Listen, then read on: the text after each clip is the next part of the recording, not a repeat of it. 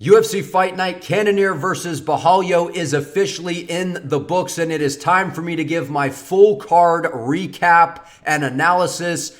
Ladies and gentlemen, this not only was an outstanding card from top to bottom, this might have been Fight Night of the Year. This might have been the best fight night that we have seen thus far here in 2024. This had everything you were looking for. Not only was it a spectacular main event, we had the TUF finales, we had prospects showing out, we had some upsets. This card had absolutely everything from top to bottom. I cannot praise this card enough because I know that we're usually very critical when it comes to the UFC Apex events. This might have been the best one that they've ever put together in terms of the Apex events and just lived up to the hype, man. This was an outstanding card because here on my channel, in my live streams, we were all very positive about this Apex card. I'm like, this is not your traditional Apex card. They got the TUF finales. We have some really great scraps on here. These prospects are in some great positions to shine bright.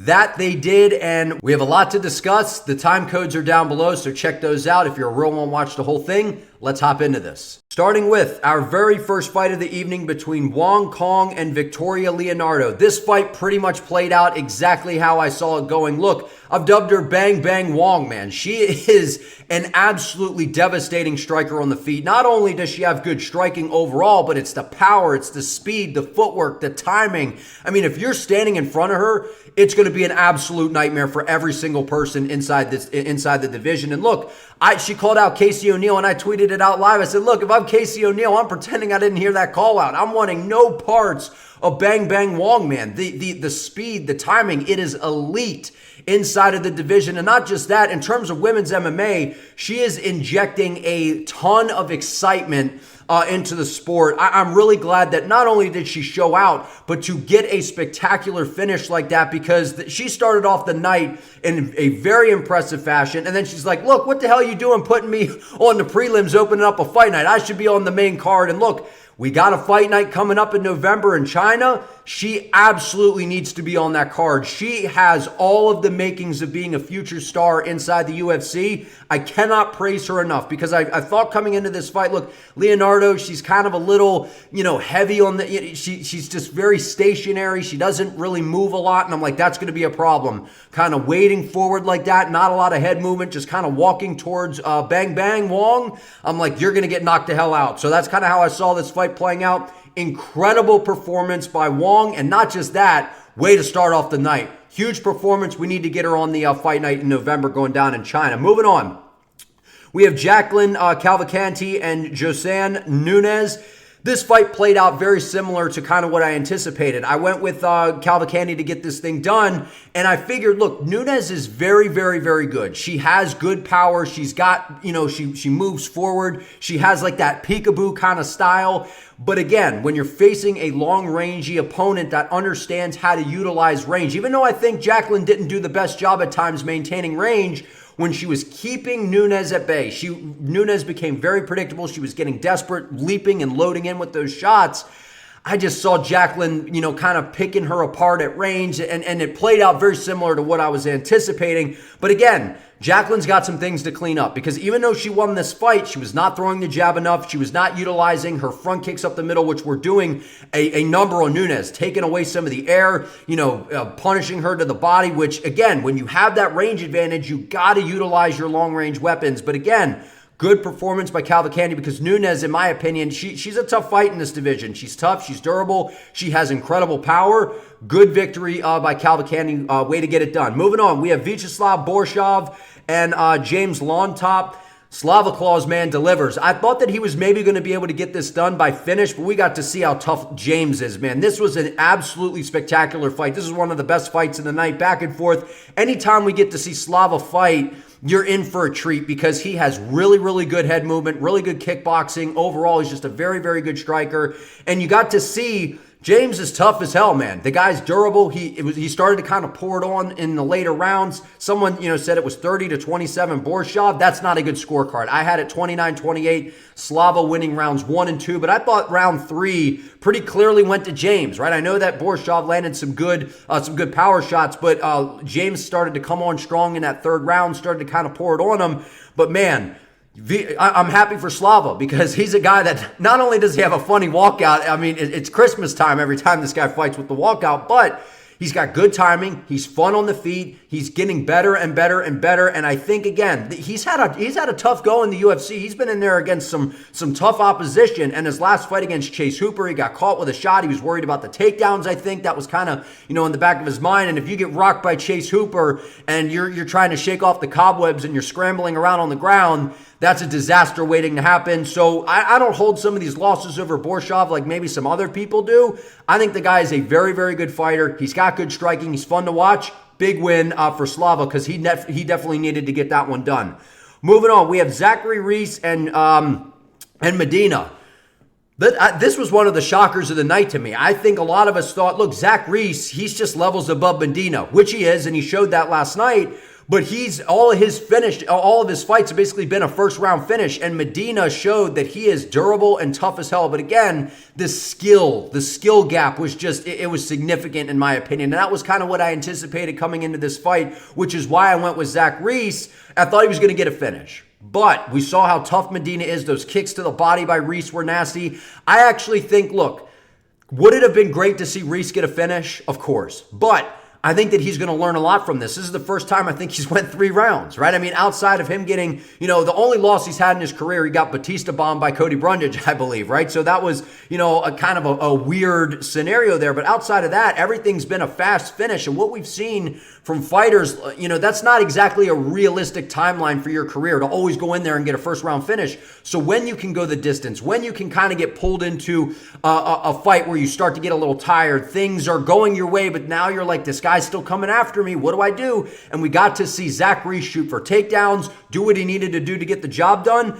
I was actually very impressed with Zachary Reese because Medina, I mean, he showed he is tough as hell. But again, we learned a lot about Reese in this fight, that he can go 15 minutes. He can find a way to win. And even though he was teeing off on the feet, he resorted to the grappling, won on control time late in the fight, and just basically dominated the thing from start to finish.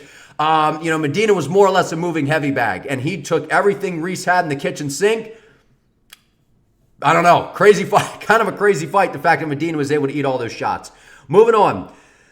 Francis Fire Marshall and Denis Bazookia. I went with Francis Marshall to get this done, and this was an interesting fight. Look, Francis Marshall had to step in on short notice. Bazookia was supposed to be taking on Danny Silva. I originally picked Danny Silva to win the fight. I thought his boxing was going to be a little bit too much for Denis, but again, I just don't have a lot of confidence in Denis Bazookia. I know he's got a good team behind him. He trains with Aljamain Sterling. He's got some good coaches, some good training partners, but to me, the skill just isn't there with some of these other guys in the division. And I just saw Francis Fire Marshall, who's a guy that's now training down at American Top Team. He's got great training partners, great coaches behind him. And he already had a really good skill set. Francis Marshall's pretty well-rounded. He's got good grappling. He's got really, really good pace and pressure. And I was like, look, I think Francis Marshall's going to put it on him. And again, we saw Francis Fire Marshall, man. Can't sleep on the dude because I think he's a name that people in the MMA world are going to have to start getting familiar with. Moving on,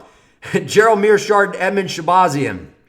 This was the shocker of the night, right? And I feel like we all, it's so hard to trust Edmund Shabazian. I thought Edmund was going to get this done, and he was doing exactly what I anticipated in the first round early on there, just keeping Gerald at range. Anytime Gerald tries to, shoot a takedown, keep him on the back heels, so that way you can you can back up, keep him at range, keep him at the end of your strikes, and Edmund was doing a really, really good job of that. And then he hurt Gerald, and for whatever reason, played right into the game of the veteran GM3 and went right to the ground with him, played his game. Gerald Meerschaert, he was definitely hurt, right? He definitely got wrung by that shot, but he does a great job of lulling you to sleep and bringing you into this game like, oh, I'm so hurt. Come on down, man. Come finish me. And then he finds a way to survive. And then the next thing you know, Gerald Meerschaert, the guy Edmund's taking no damage, and he's standing up there pounding because he lost. And Gerald Meerschaert's beaten to a pulp and got his head in the air like, I won, man. Like, Gerald Meerschaert is just, it's kind of spectacular. The guy finds a way to win and pull off these submissions over these guys, and it's crazy to the point where I ruled out GM3 in this fight. I really did. I thought Edmund was like, okay, he's finally got back on track. He's, training at Extreme Couture. He's got a good camp behind him. He's going to be patient. He's going to pick his shots, which he was doing all of that. And then for whatever reason, season, played right into the game of Gerald Meerschaert, I would have gotten right back to my feet. I would have been like, nah, I'm not playing this game. Fuck around and got caught, man. GM3, great performance and great win to pull that off by Gerald Meerschaert. Moving on, we have Michael Morales and Neil Magny.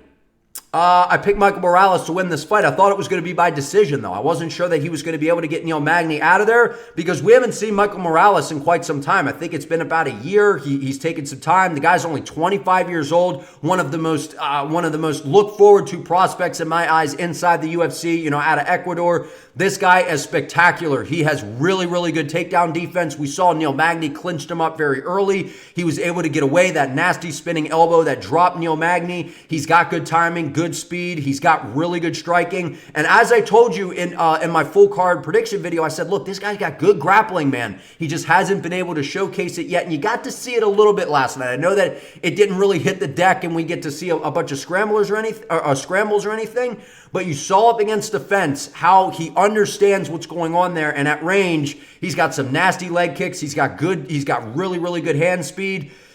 Man, he was ferocious last night. And that was kind of my question is we've seen Morales look really good and really sharp, but I said decision because I'm like, look, Ian Gary landed some really good leg kicks on Magny and he was dropping them and hurting them really bad, but he wasn't able to get him out of there. And I saw Morales as a guy who's very kind of methodical, this slow approach to where he kind of picks you apart. Not last night. Not last night. He came out there with a point to prove, did the whole Spider-Man pose on the cage. I like this guy a lot, man. He's now, not only did he get a huge TKO victory over Neil Magny last night, he's going to have a ranking next to his name because Magny was ranked 12, coming into the fight. So big victory for Michael Morales. I'd like to see him get a quick turnaround. I'd like to see him fight again this year. I think that, I know the Sphere card's already booked out. I would have loved to have seen him on a big platform like that. But again, we need to see this guy before the end of the year. I'd like to see him get another fight in. There's a lot of fun stylistic matchups for him at 170. Keep your eye on Michael Morales, man. This dude's legit. Moving on. We have Marion Santos and Ken Awfully. He's awfully good, man. But last night, he found out Santos is that good, man. That dude, Marion Santos, I picked him to win this fight.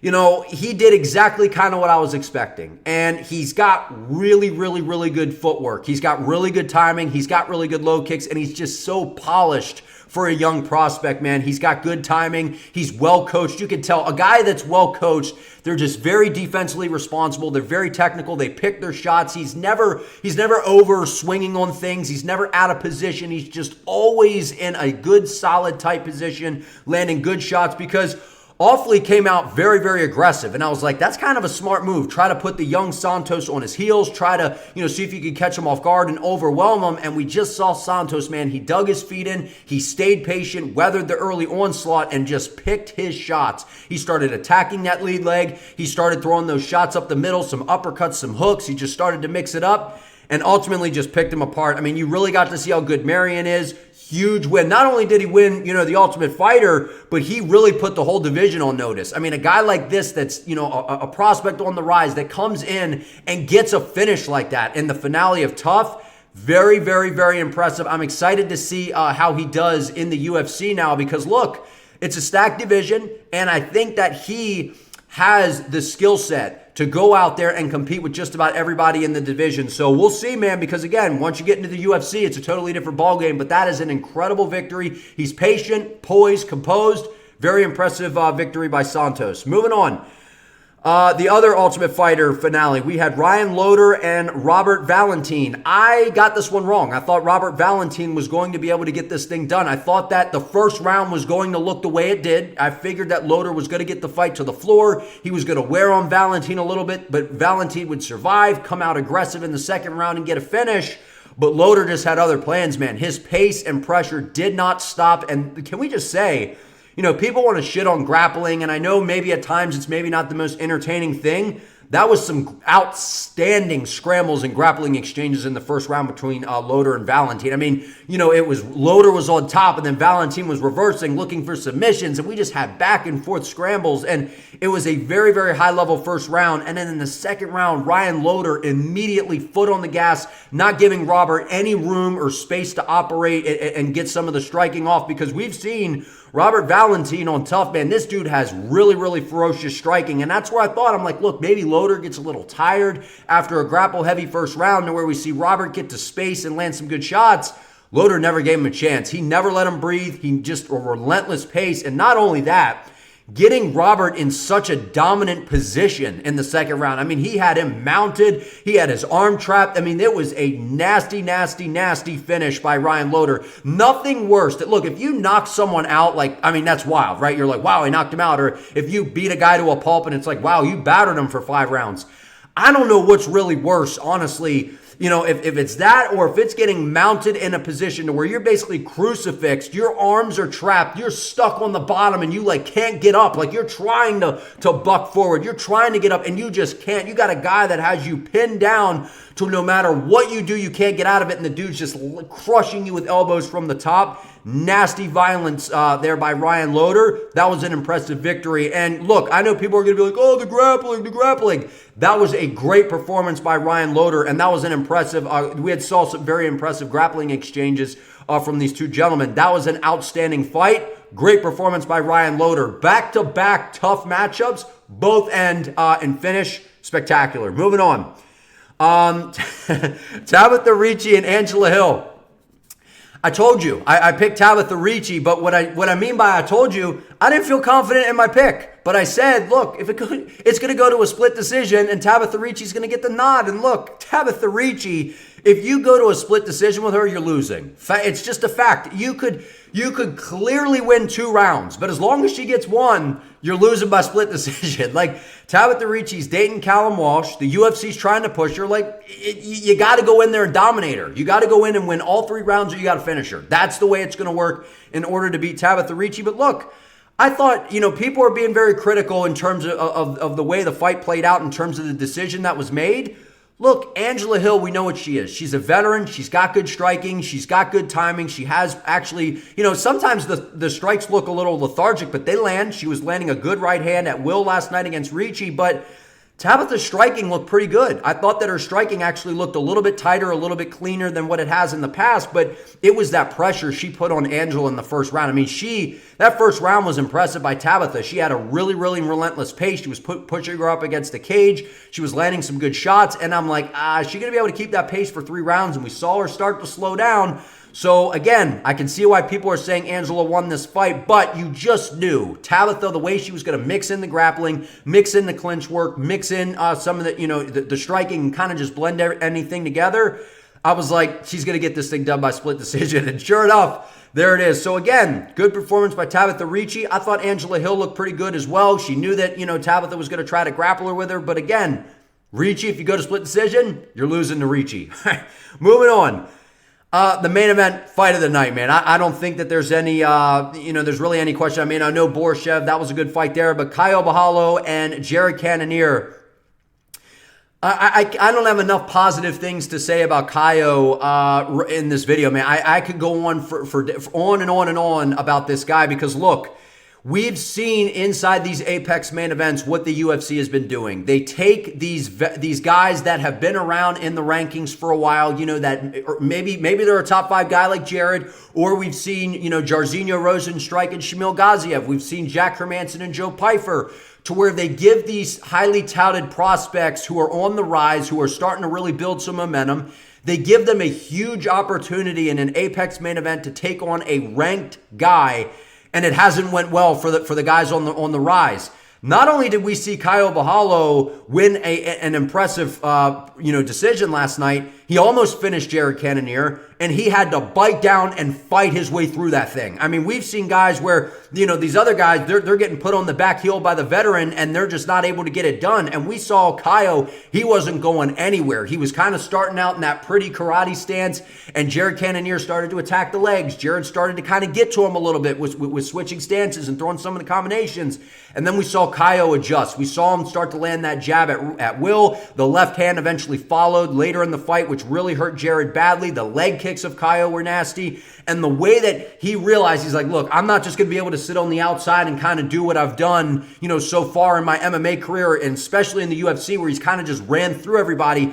He got put in an all-out war last night with Jared Cannonier where it was going to be a dogfight. And I think he knew that coming in. He tucked his chin, he bit down, and he fought. And that is one of the most commendable things about a prospect, because we've seen these guys, man, they get thrown into a dogfight and you kind of see it, just the veteran tends to take over. Not last night. Jared had some good moments. I thought Jared actually looked pretty good. But the biggest thing and the reason that I picked Caio to win this fight is, I can't remember if I said finish or decision, but I definitely picked Caio to win the fight. I said the speed was going to be a factor. The speed was going to be a factor. I'm actually surprised we didn't see more grappling from Caio. I know he's got very good striking and he kind of wants to, be Mr. Exciting and Mr. Fun, which again, he has the striking to be able to hang with a lot of these guys.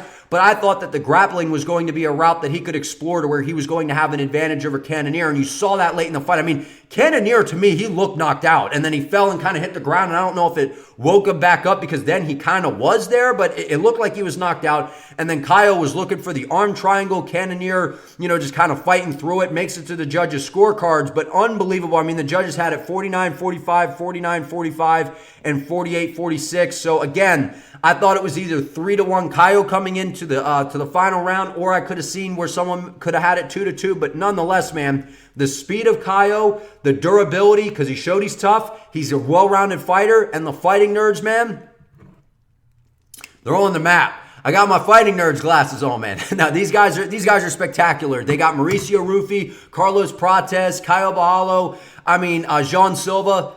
They're on the map. They're sensational fighters. They're well-rounded. They have outstanding defense. The way that Caio was just kind of getting that guard up and then shoulder rolling and kind of doing a little bit of a Philly shell there and rolling with a lot of the shots Cannonier was throwing.